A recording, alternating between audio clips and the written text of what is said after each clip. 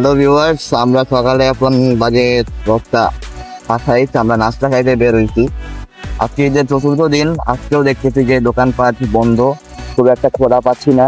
Hotel এখন আমাদেরকে তন্ন তন্ন করে খুঁজতে হচ্ছে। সামনে সার্জেন্ট ভাই ছিল, তো উনি বললো যে এই সাইড দিয়ে যাইতে, এই সাইড দিয়ে ভালো কিছু হোটেল হয়তো আছে, কিন্তু অনেক দূর আসলাম, কোনো হোটেল এখন পর্যন্ত চোখে পড়ে নাই। এমনি দেরি হয়ে গেছে বের হইতে। নাস্তা খায় চটপট আমাদেরকে পদ্মার আশপাশটা কভার করতে লাগবে। আবার আজকে পয়লা বৈশাখ, তো আজকে যেহেতু পয়লা বৈশাখ আমরা রাজশাহী কলেজ আর রাজশাহী ইউনিভার্সিটি ইনশাল্লাহ কভার করার চেষ্টা করব। ভিউয়ার্স, আমরা চলে আসলাম এখন সামনে দিয়ে বিন্দুর মোড়ে একটা হোটেল খোলা পাইলাম, ডালাস হোটেল অ্যান্ড রেস্টুরেন্ট। এখানে এখন আমরা খাইতে ঢুকবো, তাহলে চলেন ভিতরে যাই।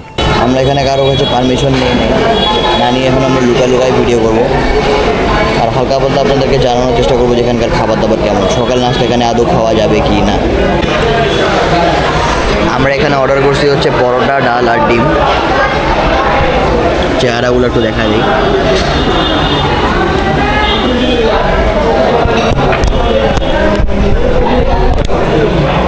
এখানকার ব্যাপারটা হচ্ছে যে এখানকার ডালটা খুব সুন্দর। ডিমটা টেস্ট করলাম না, ডিম রেগুলারই হবে, মরিচ পেঁয়াজ দিয়ে ভাজা। তো এই রেস্টুরেন্টটাও ট্রাই করা যায়। আর আমরা এখানে যেটা মনে করতেছি যে আমরা লাঞ্চটা হয়তো বা এই হোটেলেই করবো। এখানে একবার জিজ্ঞাসা করে নিব কী কী আইটেম আছে, আর হয়তো বা নেক্সট ইনশাল্লাহ এটা দিয়ে আসবো। আমরা বিন্দুর মোড় থেকে রওনা দিলাম, এখন আমরা যাচ্ছি ডাইরেক্ট আইবাদে। এখান থেকে আইবাদ হচ্ছে প্রায় 6.3 কিলোমিটার।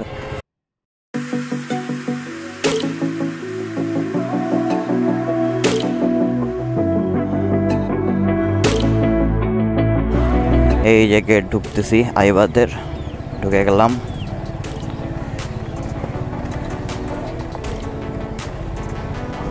মাশাআল্লাহ,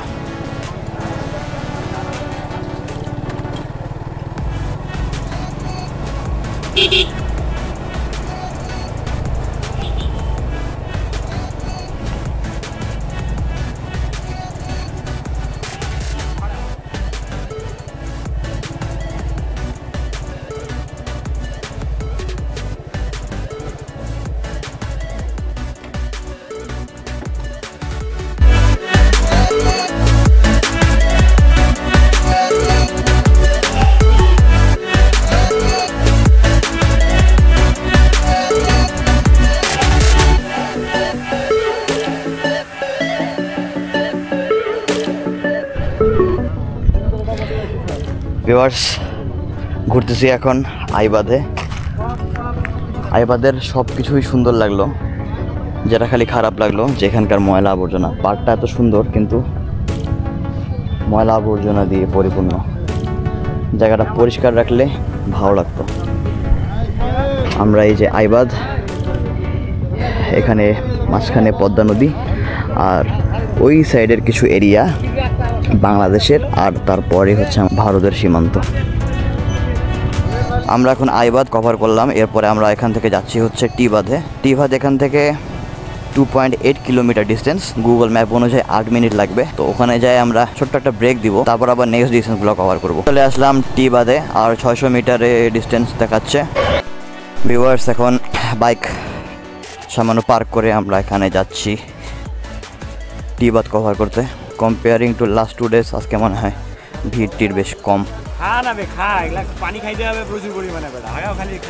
পানি খাওয়া আমাকে, পানি তো লেবু, তো পানি তো আর কি, এগুলাকে কেমিক্যাল না, লেবু দিয়ে খাবো।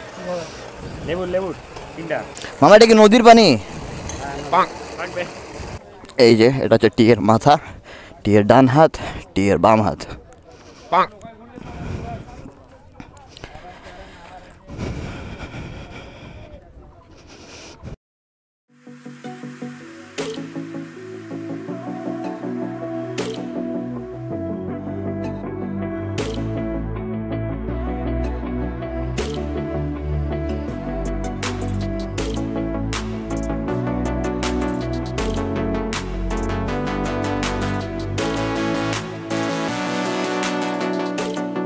ওয়ান 1.9 কিলোমিটার পাশেই আছে হচ্ছে লালন শাহ মুক্ত মঞ্চ।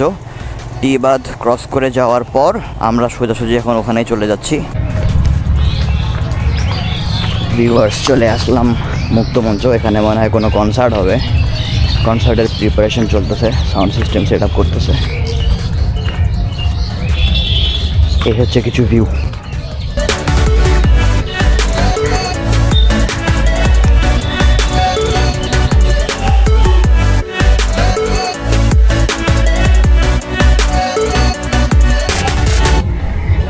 এই জায়গাটার স্পেশালিটি হচ্ছে জাস্ট এই পরিবেশটা। ওই সাইডে দেখা যাচ্ছে পদ্মা, আর এই সাইডে হচ্ছে এটা মুক্তমঞ্চ। এখান থেকে 500 মিটার ডিস্টেন্সে আছে হচ্ছে বরেন্দ্র রিসার্চ মিউজিয়াম। আমরা এখন ওই রাস্তায় আগাচ্ছি। ভিউয়ার্স, বরেন্দ্র রিসার্চ মিউজিয়ামে আসছি কিন্তু আনফর্চুনেটলি বন্ধ। যতদূর সম্ভব এটা ঈদের ছুটি ওদের এখনও শেষ হয় নাই, তো বেশি ভিউ তো হয়তো বা দেখাতে পারবো না। বাইরে থেকে যতটুকু সম্ভব ক্যাপচার করি।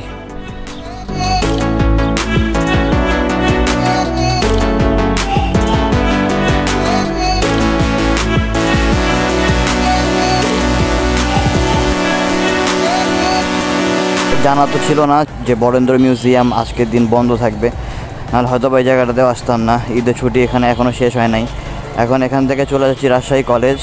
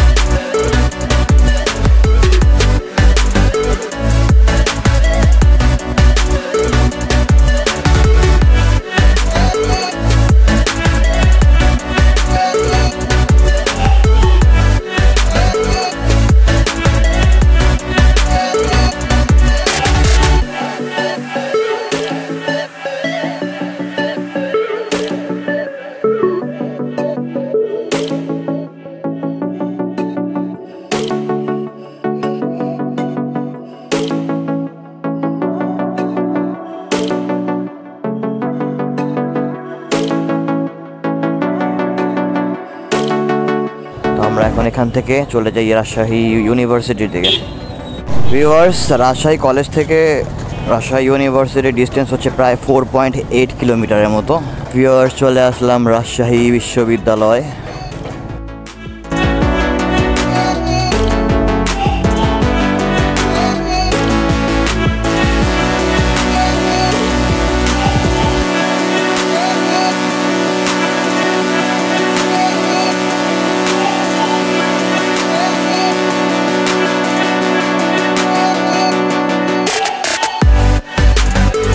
আর এটা হচ্ছে ভিউয়ার্স প্যারিস রোড।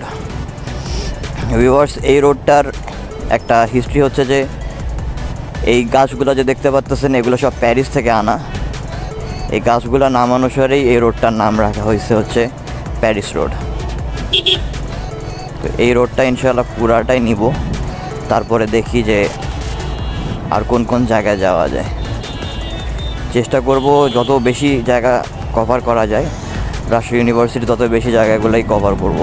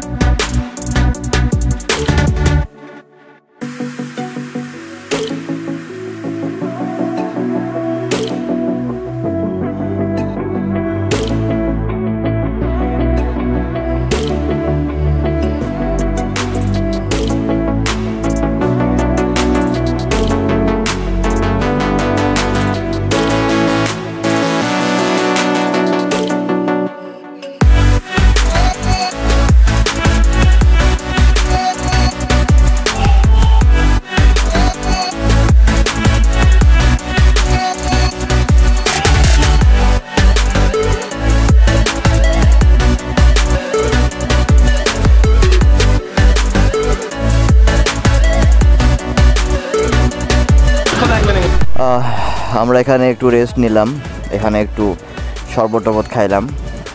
এখন আমরা এখান থেকে বের হয়ে যাচ্ছি, আমাদের হাতে এখন সময় কম। এখান থেকে হোটেল রুমে যাই, আমাদের ব্যাগ ট্যাগগুলো নিয়ে আমরা চলে যাব হচ্ছে সৈয়দপুরের উদ্দেশ্যে। ভিউয়ার্স, এখান থেকে আমরা আরেকটা জায়গা কভার করব, সেই জায়গাটা হচ্ছে নাটোর রাজবাড়ি। এটা আমাদের লাস্ট ডেস্টিনেশন হবে। ওইখান থেকে বগুড়া ধরে আমরা চলে যাব সৈয়দপুর। হ্যালো ভিউয়ার্স, রাজশাহী মোটামুটি কভার করলাম যতটুকু পারছি। ইনশাল্লাহ ভিডিওগুলো আপনার ভালো লাগবে। আমরা এখন রাজশাহী থেকে নাটোরের উদ্দেশ্যে যাচ্ছি। নাটোরের রাজবাড়ি কভার করব। রাজবাড়ি এখান থেকে এক্স্যাক্টলি 44 কিলোমিটারের রাস্তা। ওইটা কভার করে তারপরে আমরা আমাদের বাড়ির উদ্দেশ্যে যাওয়ার জন্য প্রস্তুতি নিব। রাজশাহী পর্যন্ত এতটুকুই, ইনশাল্লাহ এরপর দেখা হবে নাটোরে। ভিউয়ার্স, ইন্টার করতেছি নাটোর রাজবাড়িতে। অনেক জ্যাম ঠেলে যাওয়ার লাগলো, এত ভিড়ে শর্টগুলা পাবো কি না। বাগানের ভেতরে প্রবেশ নিষেধ।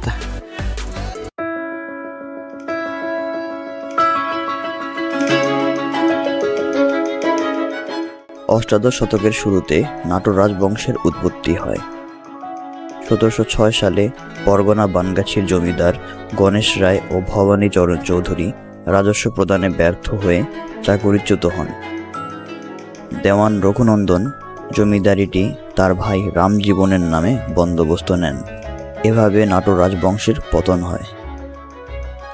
রাজা রামজীবন চৌধুরী নাটোর রাজবংশের প্রথম রাজা হিসেবে প্রতিষ্ঠা লাভ করেন 1706 সালে, মতান্তরে 1710 সালে। 1734 সালে তিনি মারা যান। 1730 সালে রানী ভবানীর সাথে রাজা রামজীবনের দত্তক পুত্র রামকান্তের বিয়ে হয়। রাজা রামজীবনের মৃত্যুর পরে রামকান্ত নাটোরের রাজা হন। 1748 সালে রাজা রামকান্তের মৃত্যুর পরে নবাব আলীবর্দী খাঁ রানী ভবানীর ওপর জমিদারি পরিচালনার দায়িত্ব অর্পণ করেন। রানী ভবানীর রাজত্বকালে তার জমিদারি বর্তমান রাজশাহী, পাবনা, বগুড়া, কুষ্টিয়া, যশোর, রংপুর, পশ্চিমবঙ্গের মুর্শিদাবাদ, বীরভূম, মালদহ ইত্যাদি জেলা পর্যন্ত বিস্তৃত ছিল।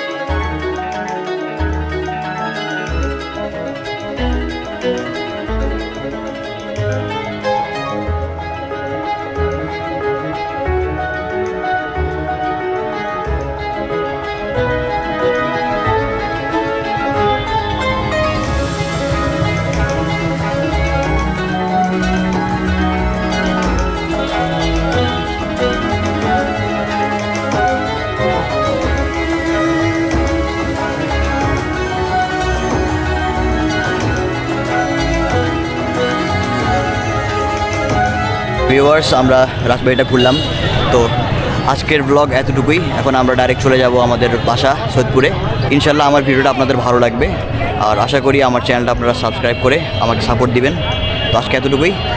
আসসালামু আলাইকুম।